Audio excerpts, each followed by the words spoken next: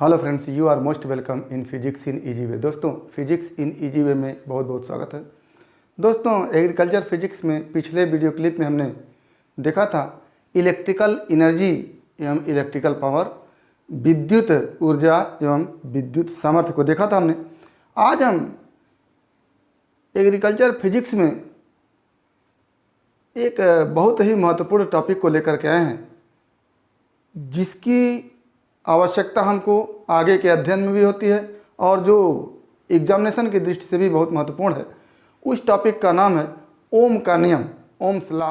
तो ओम के नियम में जैसे यदि विद्युत धारा की प्रवाह के लिए हम विद्युत ऊर्जा का स्रोत विद्युत सेल लगाते हैं, तो विद्युत सेल क्या करता है कि परिपथ में आवेश के प्रवाह के लिए विद्युत ऊर्जा प्रदान करता है। और चूँकि आवेश का प्रवाह चालक में होता है तो चालक में विद्युत धारा प्रवाहित होने लगती है, और जो चालक में विद्युत धारा प्रवाहित होती है उसका परिमाण सेल के द्वारा आरोपित विभवांतर के अनुक्रमानुपाती होता है। चूँकि सेल आवेश के प्रवाह के लिए ऊर्जा प्रदान करता है और सेल क्या करता है, चालक के दो बिंदुओं के बीच विभवांतर भी आरोपित करता है। तो ये चालक के दो सिरे हैं, एक तरह से इस सेल को हटा दें तो ये पूरा यहाँ से यहाँ तक चालक है, और चालक का एक सिरा ये है, दूसरा सिरा ये है। इन दोनों सिरों के बीच हम क्या करते हैं, एक सेल आरोपित कर देते हैं। ये सेल आरोपित हो गया। अब ये सेल क्या किया कि इस चालक के दो बिंदुओं के बीच विभवांतर आरोपित कर दिया, तो ये विभवांतर हो गया। अब ये विभवांतर जितना ही अधिक होगा चालक में धारा उतना ही अधिक बहेगी। तो क्या हुआ, ओम के नियम को अगर लिखना चाहे तो लिखेंगे, यदि चालक की भौतिक अवस्था में परिवर्तन न किया जाए, जैसे क्या होता है ताप आदि, ताप के साथ चालक की लंबाई में परिवर्तन न किया जाए, चालक की मोटाई में परिवर्तन न किया जाए, तो वही भौतिक अवस्था होती है कि ताप आदि में परिवर्तन न किया जाए तो चालक में प्रवाहित धारा की तीव्रता चालक के सिरों के बीच आरोपित विभवांतर के अनुक्रमानुपाती होता है। ये ओम के नियम का स्टेटमेंट है कि यदि चालक की भौतिक अवस्था में, जैसे चालक की भौतिक अवस्था उसका ताप होता है, उसकी लंबाई होती है, उसकी मोटाई होती है, उसमें परिवर्तन न किया जाए तो चालक में प्रवाहित धारा की तीव्रता चालक के सिरों के बीच आरोपित विभवांतर के अनुक्रमानुपाती होता है। तो क्या लिखेंगे कि यदि चालक के सिरों के बीच आरोपित विभवांतर भी हो तथा इस विभवांतर के कारण चालक में प्रवाहित धारा की तीव्रता I हो, तो I और V एक दूसरे के अनुक्रमानुपाती होते हैं। यानी कह दिया जाए कि I उतना ही ज़्यादा होगा जितना कि V आरोपित होगा या विभवांतर आरोपित होगा, या कह लें कि विभवांतर जितना ही ज़्यादा आरोपित होगा उतना ही ज़्यादा I होगा। तो क्या होगा, यहाँ से V अनुक्रमानुपाती I। अब इसी ओम के नियम में अगर अनुक्रमानुपाती चिन्ह को हम इक्वल टू में बदलना चाहें तो I के साथ एक कांस्टेंट लगाते हैं, तो क्या हो जाता है V बराबर I इंटू R, जहाँ R एक कांस्टेंट है, R एक नियतांक है, R एक नियतांक है जिसे चालक का प्रतिरोध कहते हैं। इसको भी ओम का नियम कहते हैं, क्या V equal to I into R, और इसी को दूसरे रूप में लिखते हैं कि R equal to V upon I। ये भी क्या है, ओम के नियम के लिए फार्मूला है। इस फार्मूले से अगर देखें तो हम कहेंगे कि यदि चालक की भौतिक अवस्था में परिवर्तन न किया जाए तो चालक की सिरों के बीच आरोपित विभवांतर तथा इस विभवांतर के कारण चालक में प्रवाहित धारा की तीव्रता का अनुपात एक कांस्टेंट होता है। यह कांस्टेंट क्या कहलाता है? चालक का प्रतिरोध कहलाता है। तो क्या होगा? चालक का प्रतिरोध, अगर R की परिभाषा लिखनी चाहे तो हम लिखेंगे कि यदि, क्या लिखेंगे? यदि I इक्वल टू 1 एम्पियर, तो R इक्वल टू क्या हो जाएगा? V हो जाएगा। क्या हो गया कि यदि आरोपित विभवांतर के कारण चालक में प्रवाहित धारा का मान 1 एम्पियर हो जाए तो उस विभवांतर का परिमाण चालक के प्रतिरोध के बराबर होता है। तो यहाँ से क्या हो गया? एक प्रतिरोध की परिभाषा बन के आएगी कि यदि चालक में आरोपित विभवांतर के कारण उसमें बहने वाली धारा का मान 1 एम्पियर हो जाए तो चालक का प्रतिरोध आरोपित विभवांतर के परिमाण के बराबर होता है। अब यहाँ से प्रतिरोध की परिभाषा क्या बन के आएगी कि यदि चालक के सिरों के बीच आरोपित विभवांतर के कारण चालक में प्रवाहित धारा की तीव्रता 1 एम्पियर हो तो चालक के सिरों के बीच आरोपित विभवांतर चालक के प्रतिरोध के बराबर होता है। हम प्रतिरोध का मात्रक देखेंगे कि प्रतिरोध का मात्रक क्या होता है। प्रतिरोध का मात्रक ओम होता है। ओम को एक सिंबल से लिखते हैं इस तरह से, ये सिंबल है।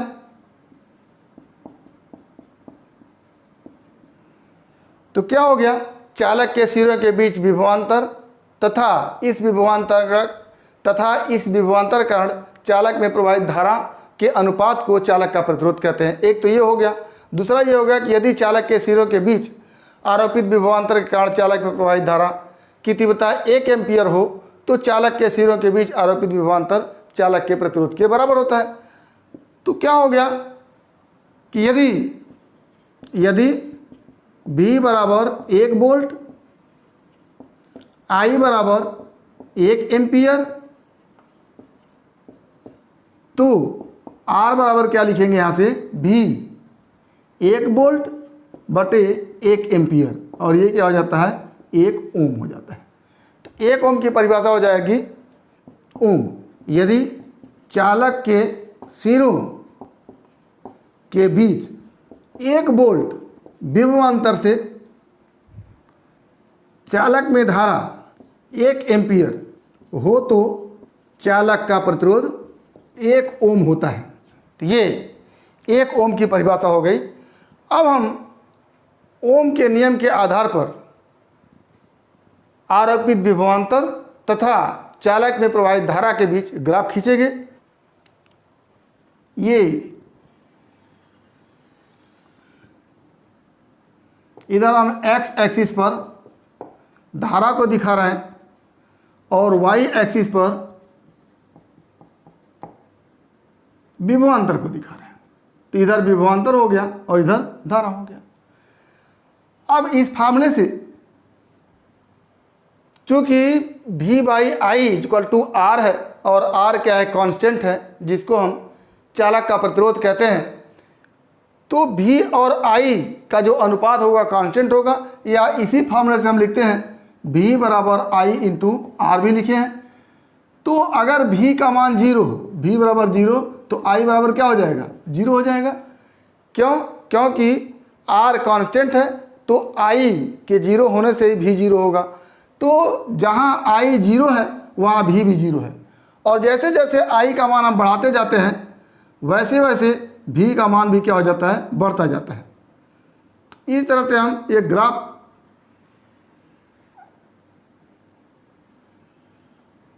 इधर की तरफ V है, इधर की तरफ I है।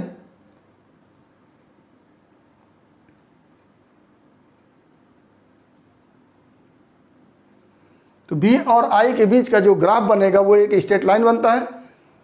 तो ये हमारा हो गया V और I के बीच का ग्राफ हो गया।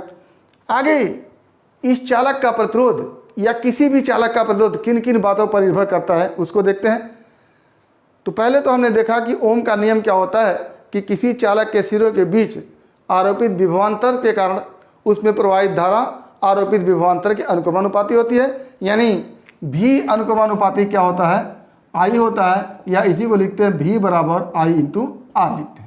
ये आर जो होता है वो एक कांस्टेंट होता है जिसको चालक का प्रतिरोध कहते हैं, और इस आर का मान क्या होता है, आर इक्वल टू भी अपान आई, यानी आरोपित विभवांतर एवं उस विभवांतर कारण चालक में प्रवाहित धारा का जो अनुपात होता है वही क्या होता है, प्रतिरोध आर के बराबर होता है, या चालक का प्रतिरोध होता है। इस प्रतिरोध को हम एक और डिफिनीशन से लिखें कि यदि चालक के सिरों के बीच आरोपित विभवांतर के कारण चालक में प्रवाहित धारा 1 एम्पीयर हो तो चालक के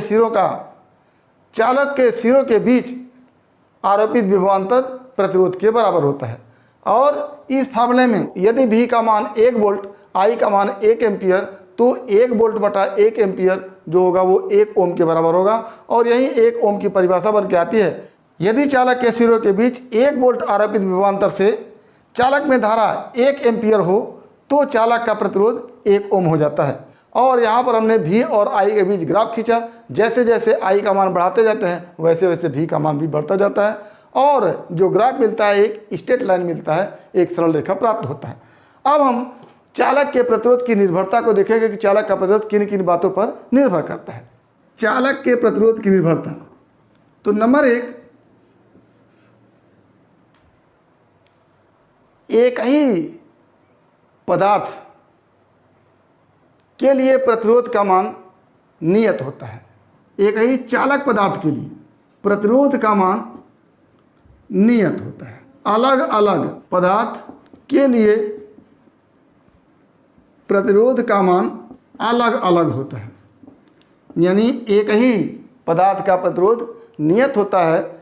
जैसे अगर कॉपर का प्रतिरोध 4 ओम है तो कोई भी कॉपर हो उसका प्रतिरोध 4 ओम होगा। तो एक ही पदार्थ का प्रतिरोध नियत होता है, लेकिन अलग अलग पदार्थ के लिए प्रतिरोध का मान अलग अलग होता है। दूसरा, चालक की लंबाई में वृद्धि पर प्रतिरोध बढ़ता है, यानी एक पदार्थ का चालक है, कॉपर का चालक है, तो उसकी लंबाई अगर 1 मीटर है तो उसका प्रतिरोध कुछ होगा। उसकी लंबाई 2 मीटर कर दिया जाए तो प्रतिरोध क्या हो जाएगा, 2 गुना हो जाएगा।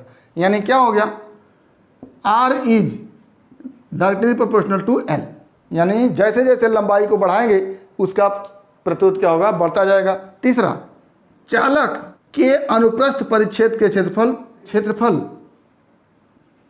में वृद्धि से चालक के प्रतिरोध में कमी होती है, यानी R is inversely proportional to A। ये क्या है, अनुप्रस्थ परिच्छेद का क्षेत्रफल। जैसे ये तार इतना मोटा है इस तरह से,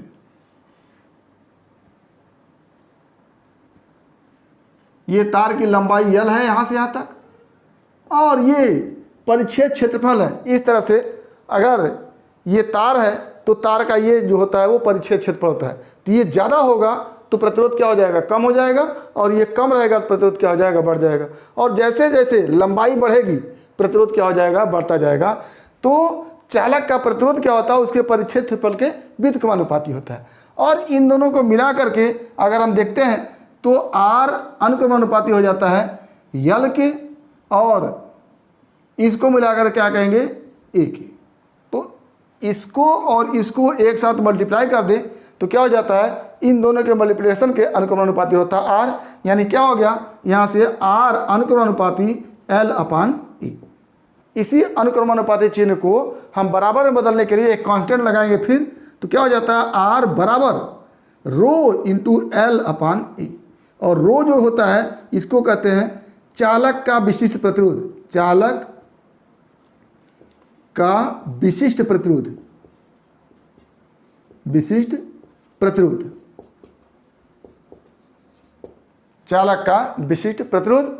और इसका मात्रक होता है ओम मीटर। चालक का विशिष्ट प्रतिरोध रो और इसका मात्रक होता है ओम मीटर। तो क्या हो गया, यहाँ रो चालक का विशिष्ट प्रतिरोध है जिसका मात्रक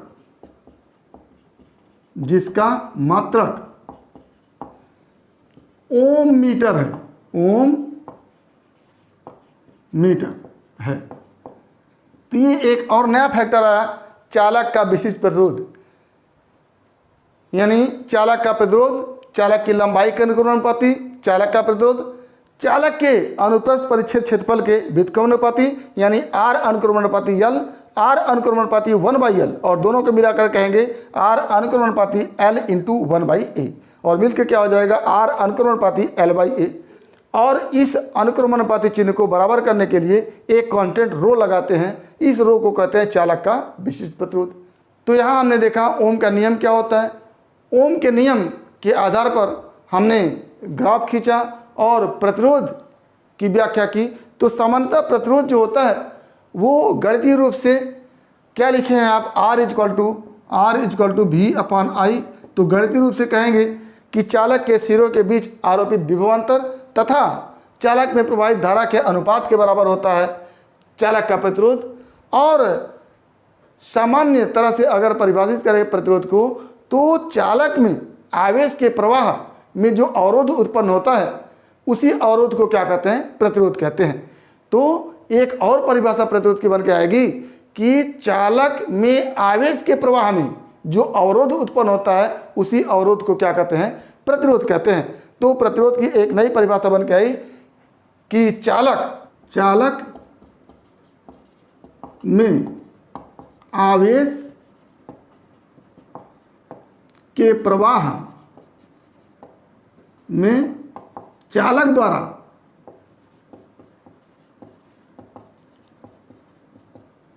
उत्पन्न किया अवरोध चालक का प्रतिरोध कहलाता है, चालक का प्रतिरोध कहलाता है। तो ये एक परिभाषा और बन के आ गई। और प्रतिरोध का मात्रक आपने देखा ओम होता है। एक ओम की परिभाषा भी आप लिखे कि यदि चालक के सिरों के बीच विभवांतर 1 वोल्ट है और उस विभवांतर के कारण चालक में प्रवाहित धारा 1 एम्पियर है, तो चालक का प्रतिरोध 1 ओम के बराबर हो जाएगा। और इसमें आपने देखा कि चालक का प्रतिरोध किन किन बातों पर निर्भर करता है। तो आप लिखे हैं कि एक ही पदार्थ के लिए चालक का प्रतिरोध का मान 1 होता है, नियत होता है। अलग अलग पदार्थ के लिए चालक का प्रतिरोध अलग अलग होता है। दूसरा लिखे आप कि चालक की लंबाई में वृद्धि के साथ प्रतिरोध बढ़ता है। तीसरा लिखे हैं कि चालक के अनुप्रस्थ परिच्छेद के क्षेत्रफल में वृद्धि से चालक के प्रतिरोध में कमी आती है। दोनों को मिला करके आप आर अनुक्रमणानुपाती L लिखे, आर अनुक्रमणानुपाती 1/a लिखे, और दोनों को मिलाने के बाद क्या बन गया, आर अनुक्रमणानुपाती L इंटू 1/a या आर बराबर रो इंटू L/a। और ये जो रो है वो चालक का विशिष्ट प्रतिरोध कहलाता है। तो यहाँ से एक अन्य टॉपिक बन के आएगा हमारा चालक का विशिष्ट प्रतिरोध, जिसको हम अगले टॉपिक में देखेंगे। तो उम्मीद करते हैं कि टॉपिक आपको समझ में आया होगा। अगर इसमें किसी प्रकार की समस्या है तो आप हमारे YouTube चैनल के कमेंट बॉक्स में कमेंट करके अपनी समस्या का समाधान करेंगे। और यदि वीडियो क्लिप पसंद आए तो प्लीज़ लाइक करेंगे, शेयर करेंगे, साथ ही हमारे YouTube चैनल को सब्सक्राइब करेंगे ताकि इस तरह के वीडियो क्लिप का नोटिफिकेशन आपको मिलता रहे और आपकी फिजिक्स की तैयारी होती रहे। तो आज बस इतना ही। अगला टॉपिक अगली वीडियो क्लिप में एक बार फिर आपके भविष्य के लिए बेस्ट ऑफ लक। धन्यवाद।